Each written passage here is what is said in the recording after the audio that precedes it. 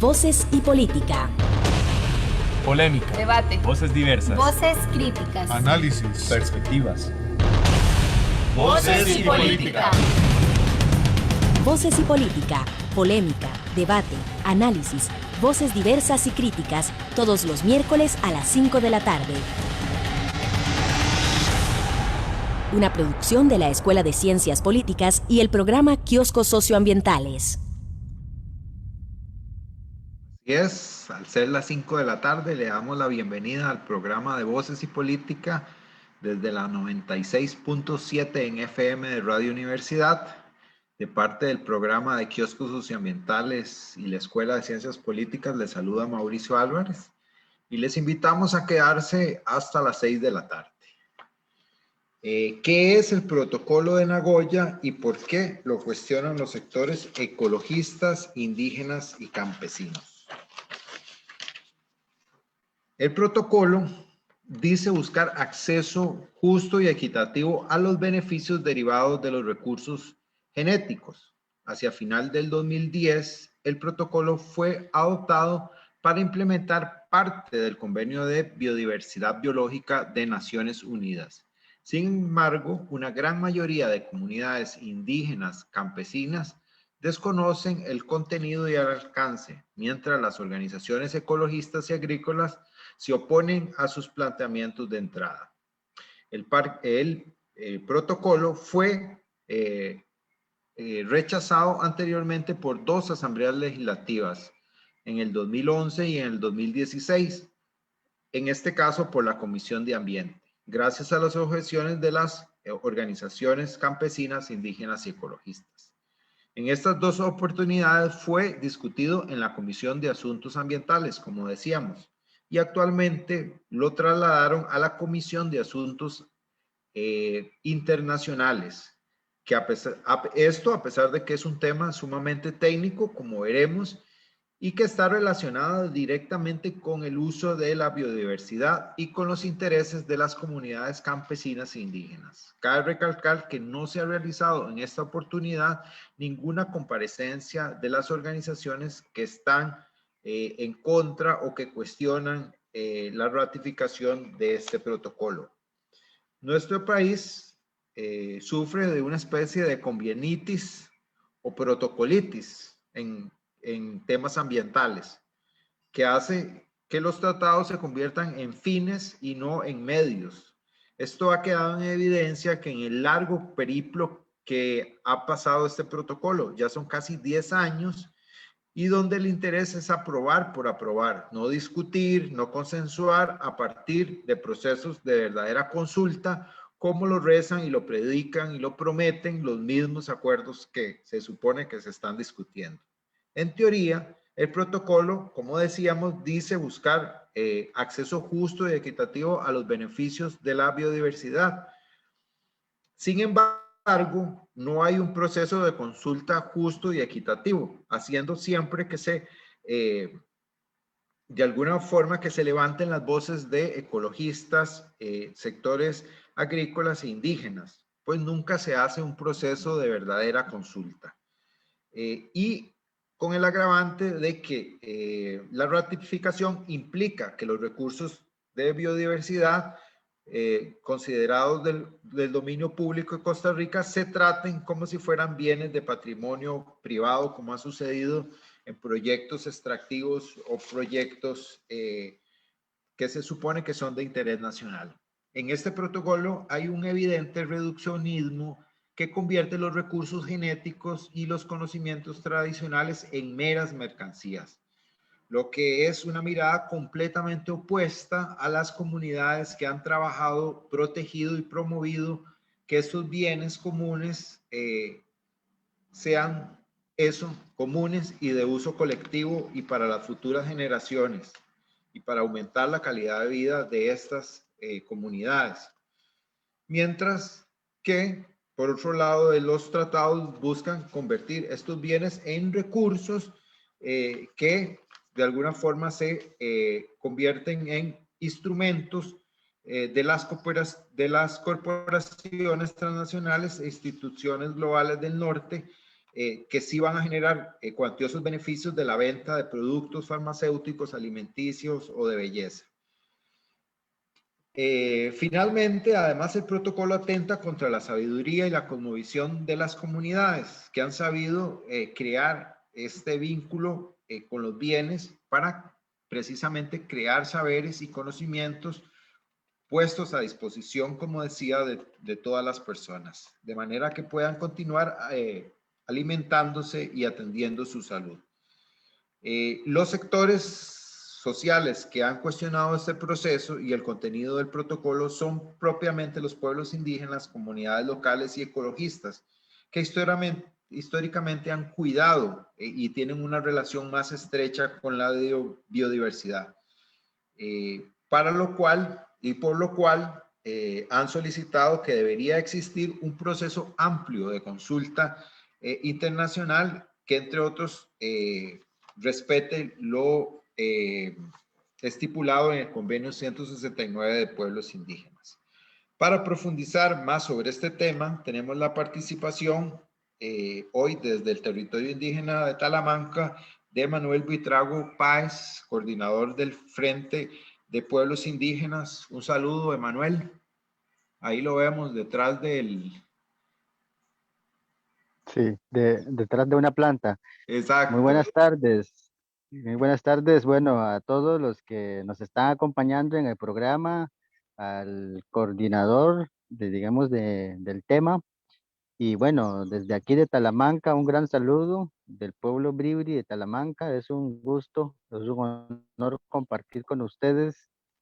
Efectivamente, desde las dos anteriores administraciones legislativas, por lo menos nosotros hemos rechazado, digamos, la propuesta del protocolo de Nagoya, teniendo en cuenta que desde costumbres, las costumbres, digamos, milenarias o ancestrales que tienen los pueblos indígenas, reflejados en sus historias, reflejados en sus memorias, el protocolo como tal, pues, nos ve involucrados, digámoslo así, en el sentido de que podría afectar los intereses colectivos o territoriales o culturales cosmogónicos de este territorio, ¿verdad? Em, el tema de las semillas tiene que ver estrictamente para nosotros con la alimentación, con la medicina, con inclusive con elementos que nos identifican en términos culturales. Por ejemplo, el maíz, el chocolate que deriva del cacao, por ejemplo, entre muchas otras semillas que son, digamos que son nativas, que nosotros producimos.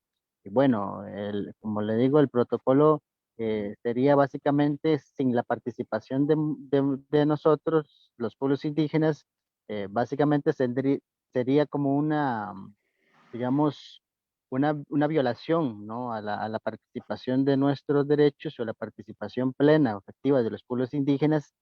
Y cuando digo que hay semillas que se ven visibilizadas en la historia, por ejemplo, el chocolate, cuando vemos la primera historia de la creación, por ejemplo, cómo participa el cacao, por ejemplo, en esa memoria histórica de los pueblos indígenas, al ser de cierta manera centralizado, concentrado, patentizada, este, controlada, de cierta manera controla, de cierta manera antepone esos intereses comerciales sobre lo colectivo, sobre los pueblos, el conocimiento, sobre las prácticas de los pueblos indígenas, inclusive estas semillas, cómo se han, digamos que trasladado, cómo se ha adaptado, inclusive conforme los tiempos, conforme las generaciones.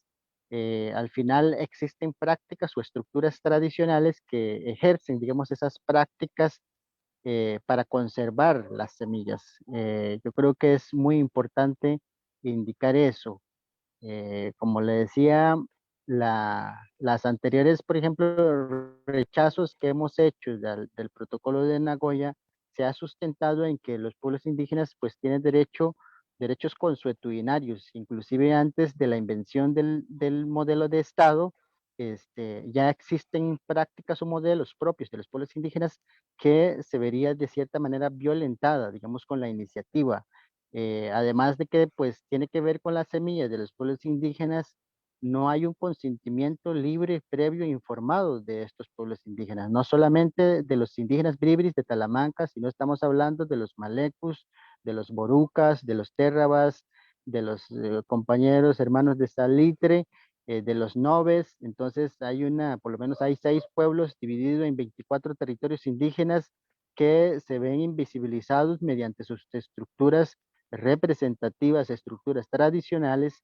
Se ven violentados la participación y la representación. Yo creo que la apuesta, inclusive democrática, vísperas al bicentenario, tiene que reflejar un Estado participativo, un Estado que quiere construir democracia, un Estado que garantice, ¿no? La libertad, la participación, e inclusive que construya, digamos, una propuesta como en colectivo, ¿no? Entre todos nosotros. Inclusive la propuesta no se construye con la participación de los pueblos indígenas. Entonces, yo creo que es importante, ¿no? En la medida que se tiene el control de los alimentos, el control de los medicamentos, el control de la productividad, inclusive, vemos reflejado un modelo de Estado más bien antidemocrático, antipueblo, digamos, porque en este momento, por ejemplo, en la pandemia, por ejemplo, en un contexto de la pandemia, bueno,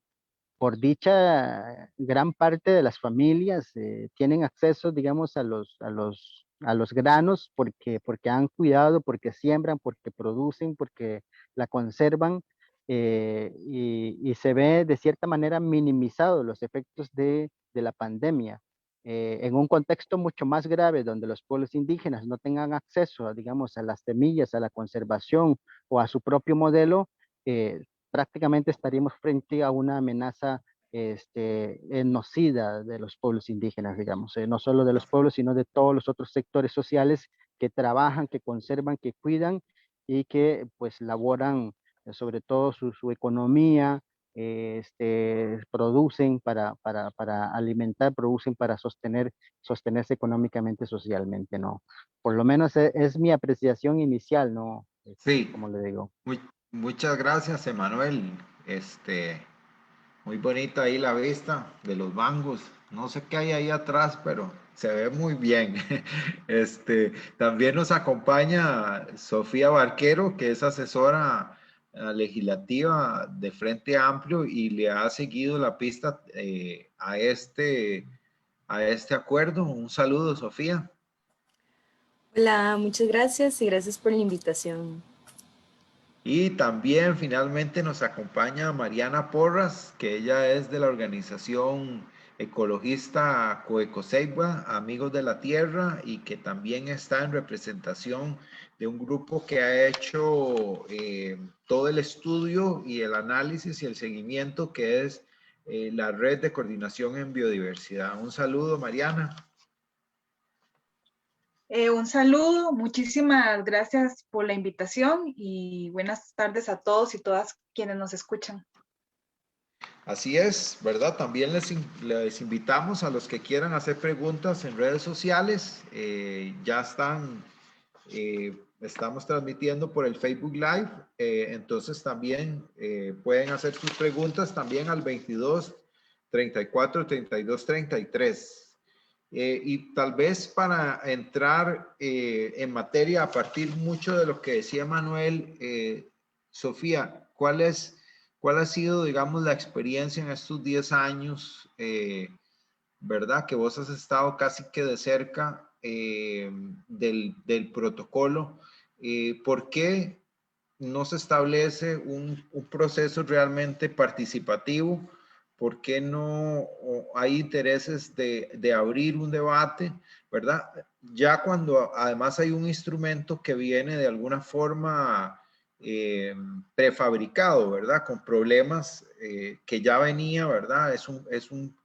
Si uno ve la negociación para hacer este protocolo, se da cuenta que que no incluyó desde el minuto uno las expectativas y las críticas de los pueblos indígenas, y que más bien se fue construyendo a partir de los intereses de las corporaciones y de los gobiernos del norte, que son los que más lucran, digámoslo así, de la biodiversidad, o que más establecen procesos de aprovechamiento de la biodiversidad. Porque, por ejemplo, ahora Emanuel hablaba del chocolate, ¿verdad? Del cacao, y la semilla la criaron los bribris, y los bribris nacieron del cacao.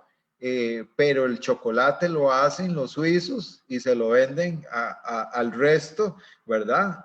Carísimo, ¿verdad? Compramos un chocolate de 1,000, de 1,500, de 3,000 pesos, pero la semilla es originaria tanto del área del Amazonas como del área de Mesoamérica, ¿verdad? Entonces, Sofía, ¿cómo hacer ese análisis de estos 10 años? ¿Qué ha pasado? Y cuál es el momento ahorita del protocolo. Bueno, hay dos aspectos que se repiten. Vos decías antes que los proyectos anteriores en la Asamblea los había llevado la Comisión de Ambiente, y que es hasta este y que lo lleva la Comisión de Asuntos Internacionales. Sin embargo, eso no ha impedido que el desconocimiento de la legislación que tenemos sobre biodiversidad, la ley de biodiversidad, el mismo convenio, no permearan la discusión, porque entonces es un tema muy técnico, ¿no?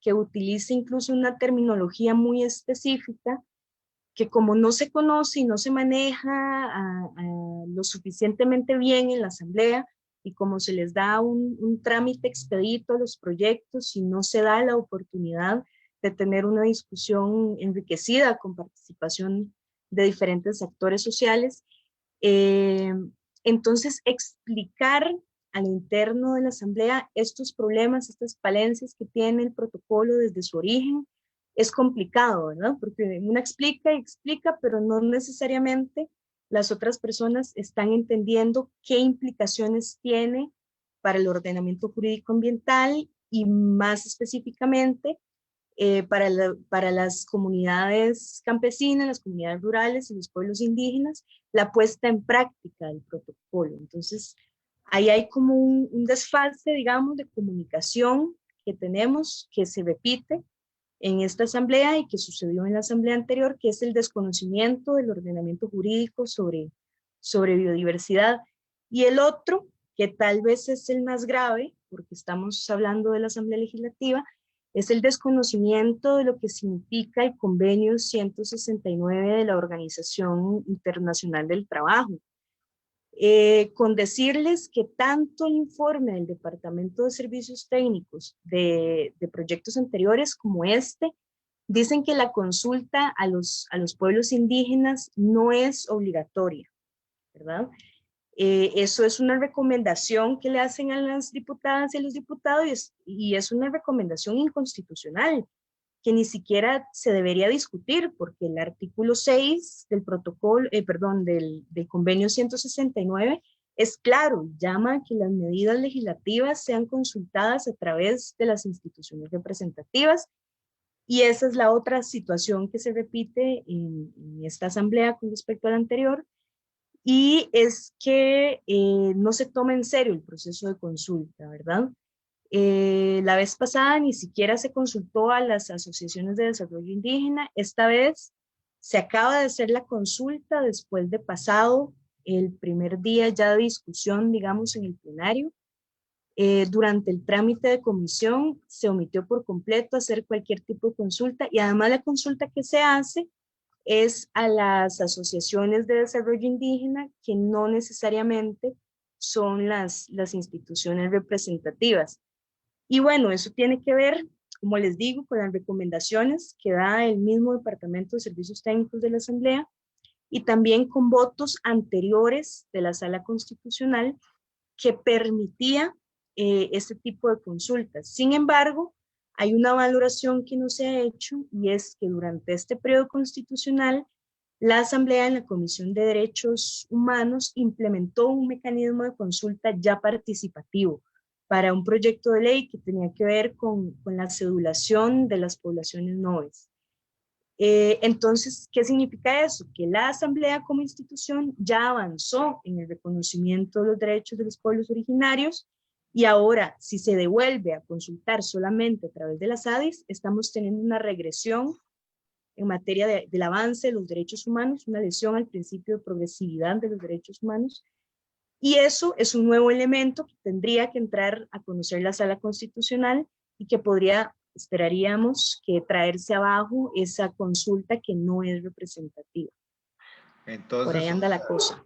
Oiga ahí, Emanuel, para que apunte, le están dando ahí le están dando el dato de que ya se, digamos, algo que ha sido reiterativo en la Asamblea Legislativa es eso, que hemos encontrado con otros proyectos como Semillas, que también hemos hablado en este programa, y con Emanuel y con la Red de Coordinación en Biodiversidad también, es este formato de resolver el tema de la consulta indígena con una carta a las 24 ADIs, si son 24, no sé si son 20 o cuántas ADIs son, y ya se resuelve el tema de consulta. Una carta, y quien supo, cuando en realidad esto es un instrumento, yo leí en varias ocasiones parte del tratado y realmente si uno no tiene ninguna mediación, de ahí no entiende nada, ¿verdad? Porque le están hablando de biodiversidad, de propiedad intelectual, le dan una serie de características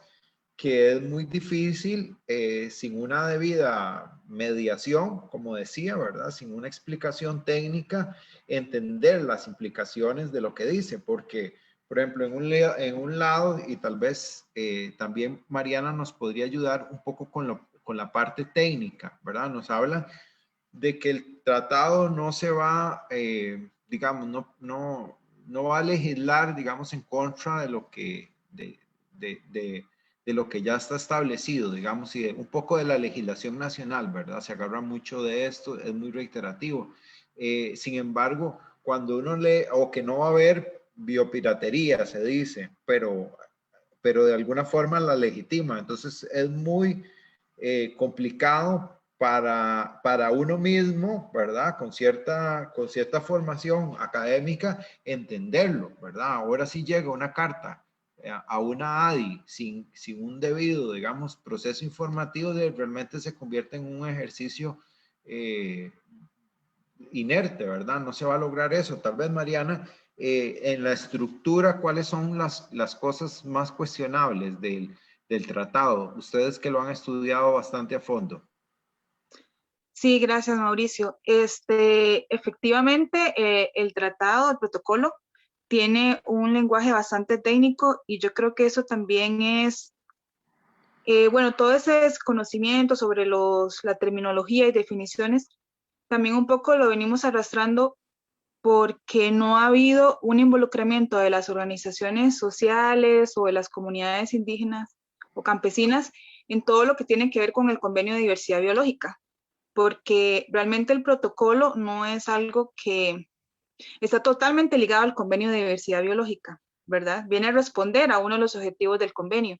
Y históricamente no ha habido, digamos, de parte del Estado, una comunicación constante sobre cuáles son las posiciones, incluso que el país lleva a estos espacios, ¿verdad? Como el Convenio de Diversidad Biológica. Entonces yo creo que ahí vamos arrastrando ya un montón de desconocimiento sobre estas cuestiones y de poca participación realmente, porque como les digo, la convención se reúne cada 2 años y no se sabe nada, o se sabe muy poco, o tiene que estar uno muy encima, digamos, de las instituciones que nos representan en esos espacios para conocer qué está pasando. Entonces creo que también por ahí es una de las problemáticas. Luego, además, cuando se construyó el protocolo, como vos contabas, realmente eso fue 6 años de trabajo, ¿verdad? Dentro de la Convención de Biodiversidad, y a pesar de todos esos 6 años de trabajo, en el 2010, que fue la conferencia de las partes en Nagoya, en Japón, por eso es que se llama protocolo de Nagoya, se adopta rápidamente, sin tomar en cuenta todo el trabajo de 6 años previo que habían realizado, bueno, un grupo de trabajo que se había destinado específicamente para esto. Entonces, muchas cosas muchas directrices que este grupo de trabajo estaba recomendando, incluso ahí había representación de países megadiversos, que está Costa Rica, por ejemplo, o sea, países que tienen gran biodiversidad en sus territorios, que habían hecho sugerencias interesantes, no fueron tomadas en cuenta cuando se adoptó el protocolo. Entonces ya de por sí en sus orígenes es un protocolo que no fue bastante discutido, por eso también las falencias que nosotros hemos encontrado. El protocolo exactamente habla de la distribución justa y equitativa de beneficios de los recursos que hay genéticos y bioquímicos que hay en la biodiversidad. Entonces, básicamente, para entenderlo mejor, por ejemplo, una universidad o un científico, muchas veces que vienen de países desarrollados, que llaman, ¿verdad? Pero por decir como de Europa, Estados Unidos y todos esos lados, vienen a países como los nuestros, que tienen gran cantidad de biodiversidad, a hacer investigaciones. Entonces, muchas veces estos investigadores vienen y se supone que tienen que pedir un permiso para poder hacer uso de la biodiversidad, y a cambio de ese uso, se supone que también que tiene que haber una distribución de un beneficio, que puede ser monetario o que puede ser tecnológico. Pero nosotros ahí ya encontramos muchas problemáticas, porque sabemos que esas personas que vienen de universidades o de empresas incluso, que pueden ser, ¿verdad?, muchos que andan haciendo exactamente esa bioprospección para encontrar fármacos y demás, y vienen con condiciones mucho más estables, ¿verdad? Que las propias comunidades tienen financiamiento, tienen toda una estructura, ¿verdad?, detrás que los acompaña, y vienen a hacer esos contratos con personas de comunidades que muchas veces no conocen exactamente esos requisitos contractuales y demás. Además que el conocimiento que se podría desarrollar, ¿verdad?, estudiando ese recurso genético o bioquímico, ese conocimiento que se puede desarrollar muchas veces también está protegido por las reglas o está protegido más bien por las reglas comerciales de la propiedad intelectual. Entonces todavía es mucho más difícil tener claro cuál va a ser ese beneficio, digamos, tecnológico, porque muchas veces esos conocimientos o las invenciones que surjan de ahí van a tener propiedad intelectual. Y además económicos, si el contrato de por sí no se sabe, muchas veces nada más ese recurso es, digamos, materia prima, que no se sabe qué es lo que va a llegar a ser, ¿verdad? Y cuál puede ser incluso la comercialización que se haga de eso. Entonces ese primer contrato que se haga con las comunidades puede ser que no cumpla o no, digamos, no se vea exactamente toda el beneficio económico que puede tener la empresa. Sí, por ahí, y bueno, y hay algunas cosas ahí. sí, por ahí se menciona muy a menudo que lo que mutuamente acuerden, ¿verdad? La comunidad en una situación de mucho desequilibrio frente a una corporación que evidentemente le va a poner una cláusula que diga, pero esa información es secreta, ¿verdad? Pongamos el ejemplo del cacao. Doña Silvia Rodríguez, que es una de las especialistas que más ha trabajado en el tema, da un ejemplo muy didáctico, ¿verdad? Que lo podemos desarrollar, por ejemplo, para el cacao, ¿verdad? Ustedes, ¿verdad? Llega el interesado, en este caso una empresa o puede ser hasta una universidad. Ustedes me dan sus plantas, ¿verdad?, las que yo necesito, o los animales o los microorganismos. Además, en el caso de las comunidades indígenas, les orientan con el conocimiento, ¿verdad? Porque plantas hay 200,000, ¿verdad? Pero ¿para qué se utilizan? Básicamente son pocas. De alguna forma, el interesado se las lleva, ¿verdad? Y saca las convierte en mercancía, y de alguna forma ese conocimiento de apropiación está cubierto por la propiedad intelectual, ¿verdad? Y si además las condiciones podrían ser desventajosas para las comunidades, eso lo va a resolver un tribunal internacional, ¿verdad? Que ahí ya llevan todas las comunidades las de perder. Y generalmente lo que se acuerda mutuamente viene a ser dinero, ¿verdad? Que evidentemente es una necesidad muy grande en las comunidades, pero no necesariamente resuelve o garantiza que ese beneficio va a quedar de esa manera. O sea, por ejemplo, Emanuel, ahorita se sigue comercializando banano y se sigue comercializando cacao de algunos pequeños productores en Talamanca, pero el valor agregado, una vez eso exportado de Europa y le generan ahí un valor agregado, ¿verdad?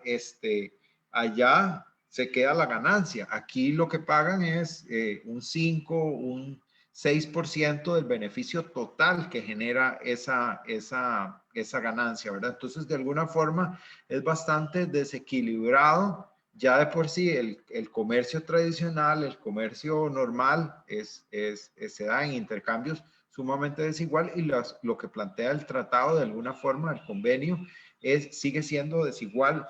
Y además va en la dirección contraria a lo que han venido trabajando los pueblos indígenas en el sentido de no mercantilizar la biodiversidad, ¿verdad? Porque en la finca ahí de Emanuel, y Emanuel puede contar, Emanuel no solamente tiene especies que son de uso de él, ¿verdad? También Emanuel piensa en los otros animales, ¿verdad? En las guatusas que llegan a comer, en los pájaros, etcétera, ¿verdad? No es una visión necesariamente diferente a la del blanco, de que en la finca solo está lo que yo le puedo sacar plata, ¿verdad? La visión básicamente, y ahí nos puede contar Emanuel, de los pueblos indígenas es más integral en el sentido que no solamente están pensando necesariamente en lo que se vende, ¿verdad? Emma, ahí. Sí, claro, como le decía que hay un modelo, digamos, de conservación, un modelo de trabajo, de organización, digamos, de los pueblos indígenas, y esa práctica viene de inmemorables tiempos. Este, Como decía Mauricio, por ejemplo, los potreros de aquí no son potreros abiertos, sino que tienen inclusive árboles, tienen especies. Por ejemplo, las fincas son como fincas integrales, tienen medicinas, tienen producción, tienen plátano, tienen banano, tienen inclusive árboles maderables. Y hay una, digamos, convivencia, ¿no? Tanto de los recursos naturales, de la biodiversidad o de los animales, de las aves, y con la subsistencia o el desarrollo de las mismas comunidades o familias. Como decía Mauricio, vemos el comportamiento del mercado, inclusive nacional, que por concentrar, digamos, ciertos poderes, ciertos intereses, este, vulnerabiliza, digamos, a los pueblos indígenas, y eso en una realidad nacional. Ahora imagínense en un contexto internacional donde ya hay inclusive legislaciones que pone en duda, ¿no? El derecho o las salvaguardas de los derechos de los pueblos indígenas. Hemos dicho, por ejemplo, en términos de territorio, en términos de biodiversidad o en términos de conservación, en Costa Rica existe una asimetría de poder, mientras que tenemos una estructura de Estado que tiene todos los poderes del Estado, que tiene toda una maquinaria de funcionarios y de técnicos inclusive. Mientras eso, los pueblos indígenas están en una condición inferiorizado, y posiblemente, digamos, es la razón por la que cuesta inclusive sostener, digamos, algunas discusiones, digamos, de esta categoría. Ya cuando existen criterios técnicos de cierta manera considerados como o maximizados o superiores, ya los pueblos indígenas se ven en ese juego de la asimetría de poderes, ¿no? Cuando usted dice que sabe todo, controla todo, y al final ese controlar y ese sabe todo, me veo, la materia prima mía se ve involucrado en ese control absoluto, ¿no? Como le digo, este control absoluto, tanto económico, político y en términos de mercados, también me parece una apuesta, como le digo, antidemocrática y ante los pueblos, contra los pueblos indígenas. Yo creo que el Bicentenario tiene que apostar a un modelo diferente, a un modelo que sea colectivo, a un modelo que construya sobre consensos y que refleje la participación social, la participación de los pueblos indígenas. Este, decía Mauricio, inclusive cuando vemos el mercado, llámese el mercado de banano, el mercado de plátano, por ejemplo, que son del mercado nacional. La verdad es que aquí cuando usted llega en Suretka, usted encuentra, por ejemplo, un plátano siendo el mercado nacional. Usted encuentra el plátano a 500 colones, 4 racimos por uno, mientras que usted como consumidor en San José encuentra un plátano, no sé, se me ocurre 8.000, 10.000 colones, un racimo, digamos. Un recibo. Eso por decir solo del banano del plátano. Cuando ya vamos profundizando en cuanto a las propiedades genéticas, por ejemplo, de una planta medicinal, las propiedades, no sé, se me ocurre químicas, proteicas que puede tener un alimento nativo, por ejemplo, no sé, se me ocurre el rabomono en este momento.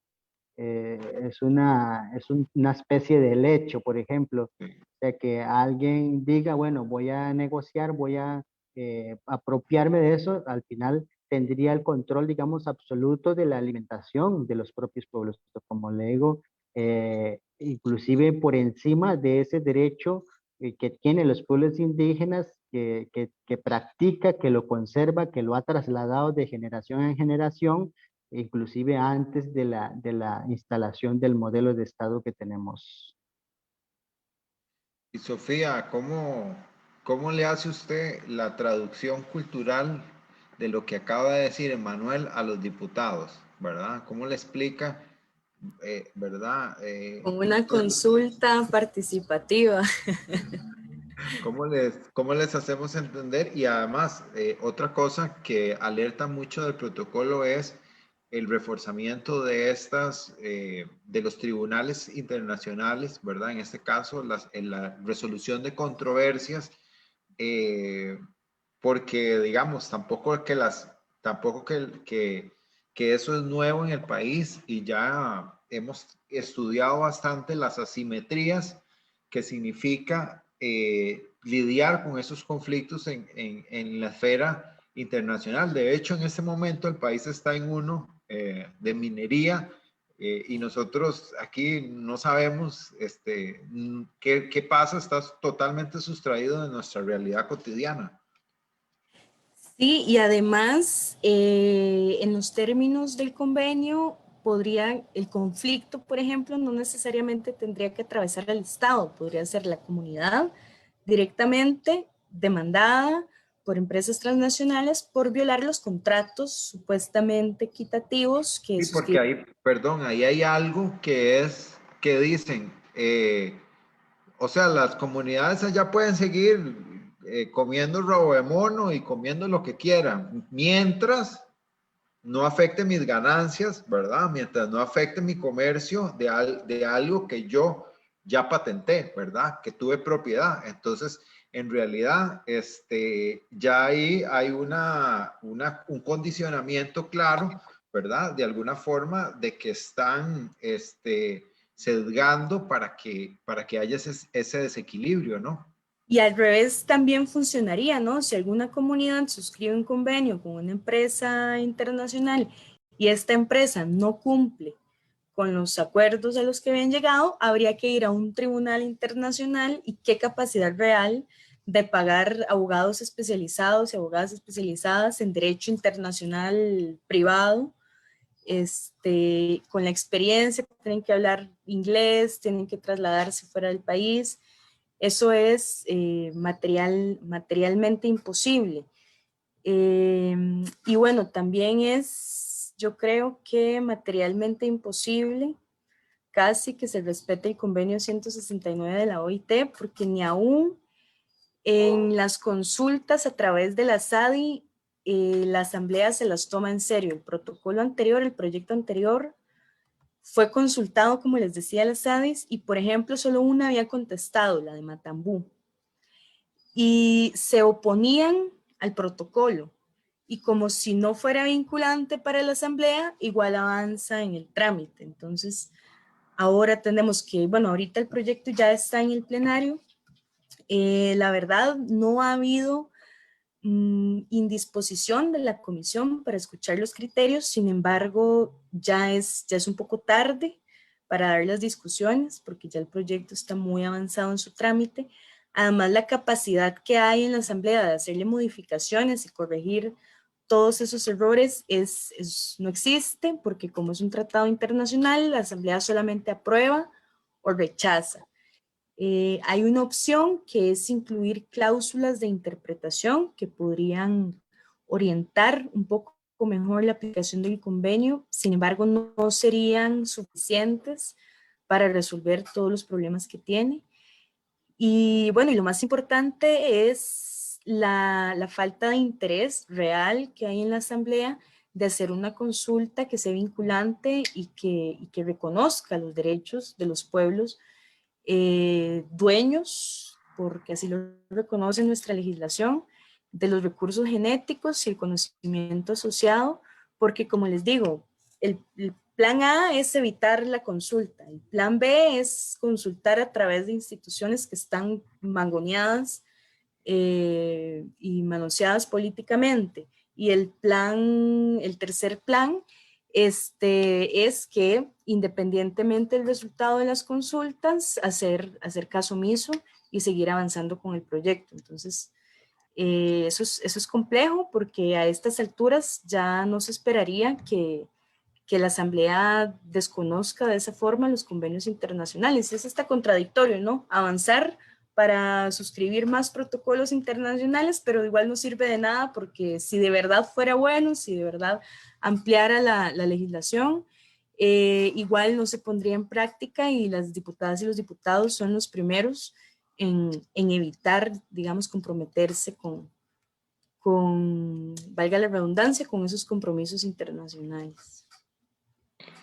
Ahora, Mariana, hay dos términos que son claves para entender un poco las consecuencias de este protocolo, que es la biopiratería, digamos. Entonces, te pediría un poco que expliques en qué consiste, ¿verdad? Y cómo de alguna forma se legitima o se legaliza, inclusive, se ha dicho, el tema de biopiratería, y otro término importante es la propiedad intelectual, ¿verdad? Como para un poco desmenuzar los dos términos y dos consecuencias importantes que tiene el protocolo.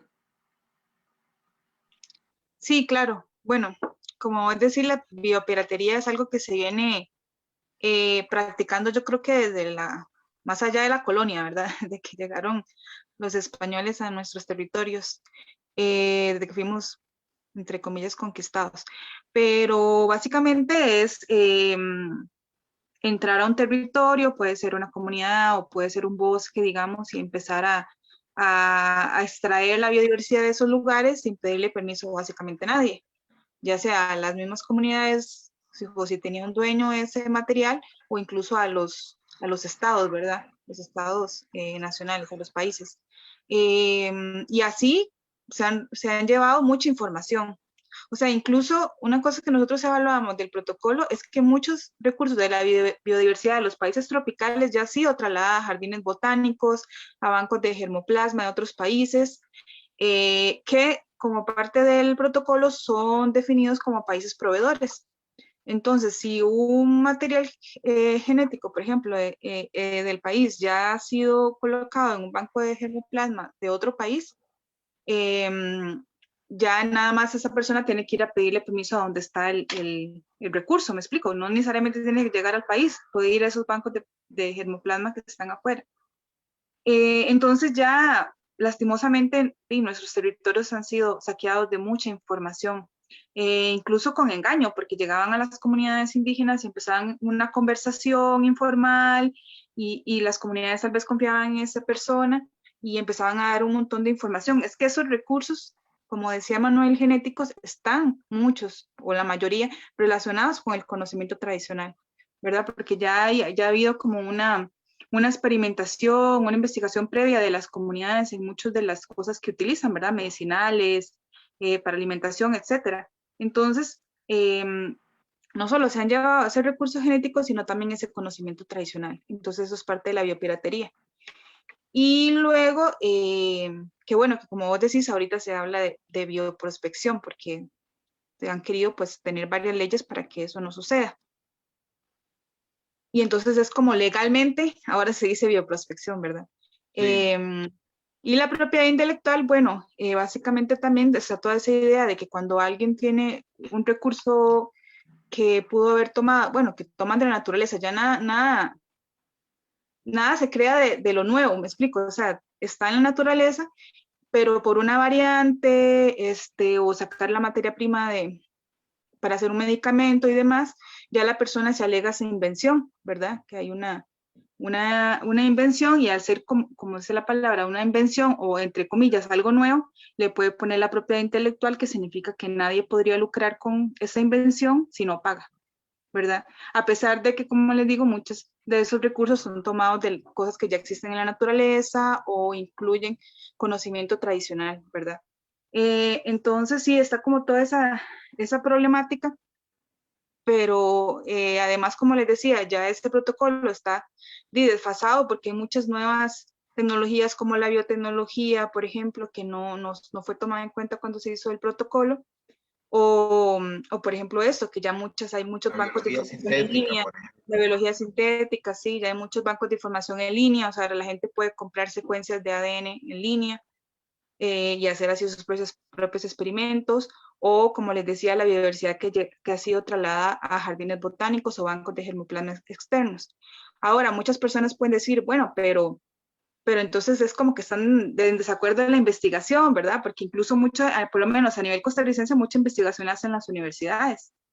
Pero en el país existe ya una normativa de acceso a recursos genéticos, incluso va mucho más allá porque dice al acceso a alimentos y recursos genéticos y bioquímicos de la biodiversidad, porque el protocolo de Nagoya solo habla de los recursos genéticos, y este reglamento habla de los recursos bioquímicos.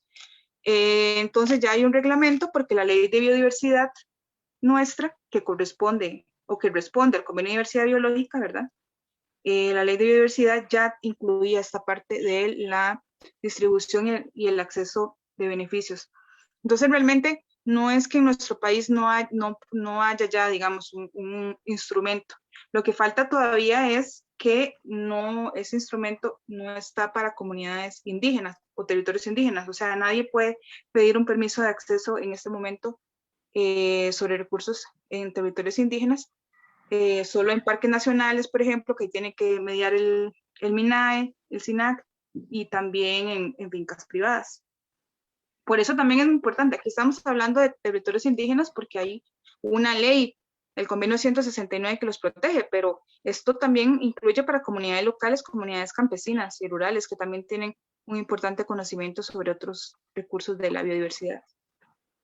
Ahora es perfectamente posible crear un ejemplo hipotético a partir de lo que hemos hablado, de que digamos, en Talamanca se usa una variedad que es la variedad, digamos, comercial del cacao, pero yo por lo menos conozco una variedad como ancestral, Ciruru, no sé qué será, ¿verdad? Es un cacao, digamos, como más antiguo, digamos, más ancestral, digamos, que se usaba antes, no la variedad esta que se comercializa ahora, ¿verdad? Que es perfectamente posible que esa variedad tenga, no sé, tenga más interés para la producción de un cosmético, por ejemplo, digámoslo así. Entonces,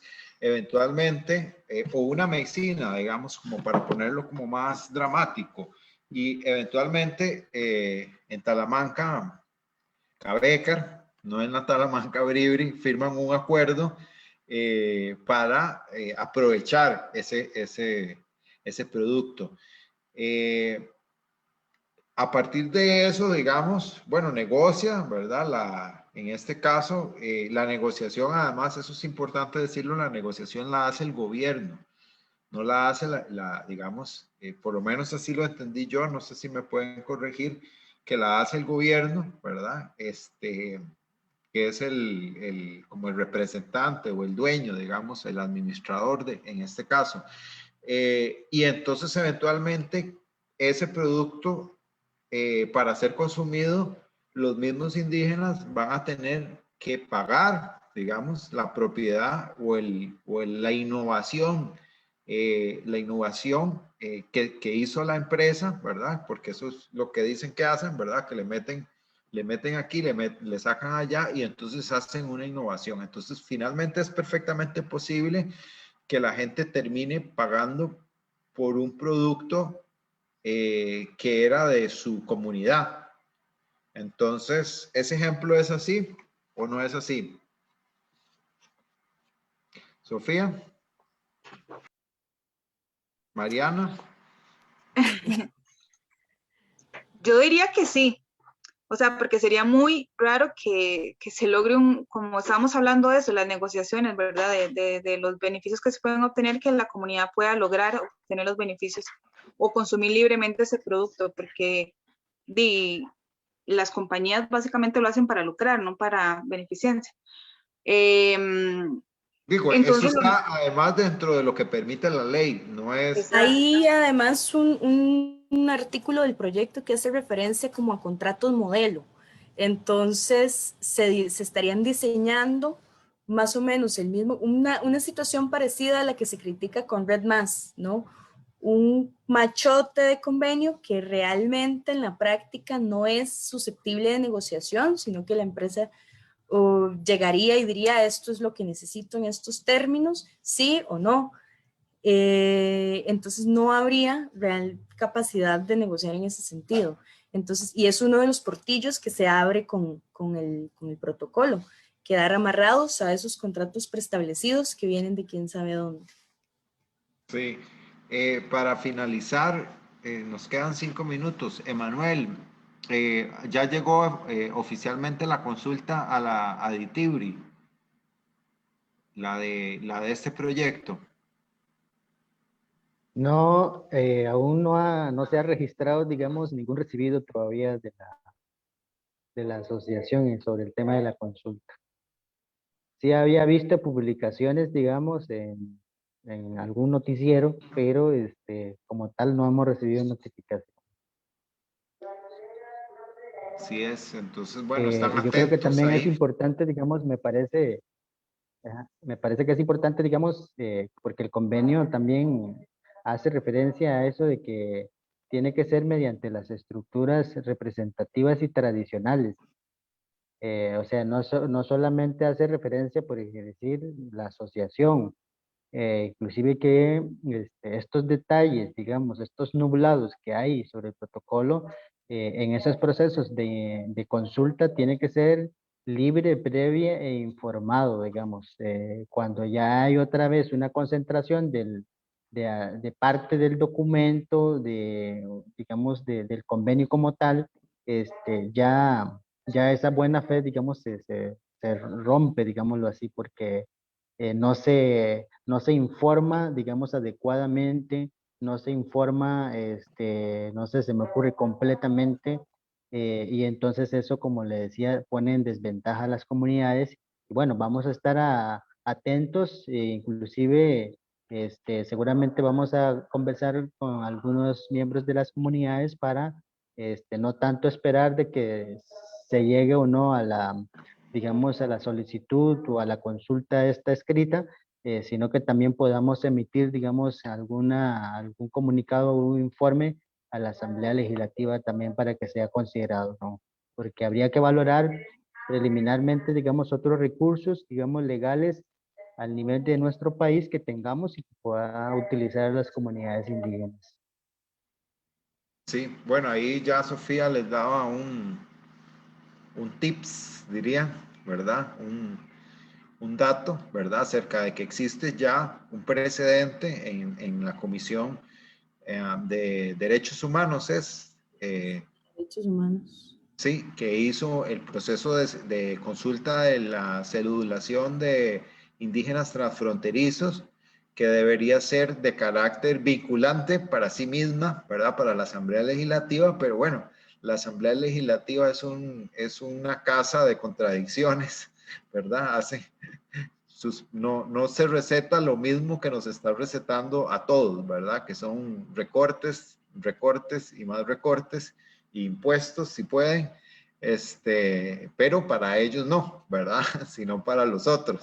Entonces, No faltará quien diga que por falta de presupuesto no se puede hacer una verdadera consulta indígena.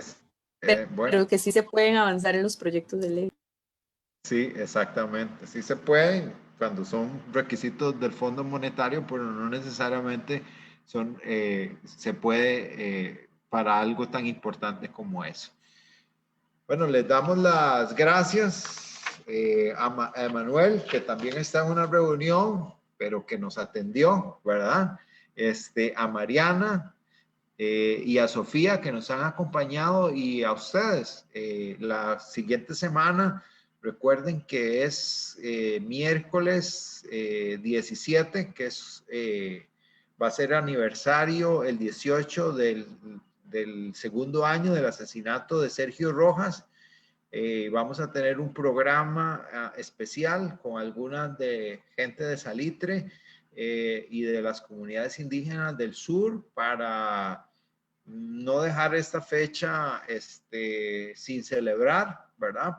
Para extender también nuestra protesta por la impunidad y por el olvido y por la violencia que están sumergidas las comunidades indígenas, principalmente del sur del país, bueno, y en el norte también, ¿verdad? Pero bueno, especialmente en el sur, ¿verdad? Entonces, les damos las gracias y nos vemos la otra semana, como les digo, en este programa especial de Voces y Política. Hasta entonces.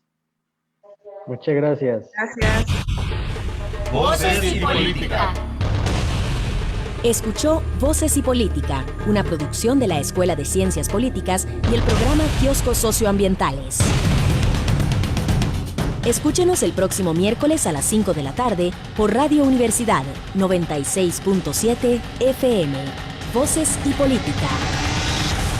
Polémica. Debate. Voces diversas. Voces críticas. Análisis. Perspectivas.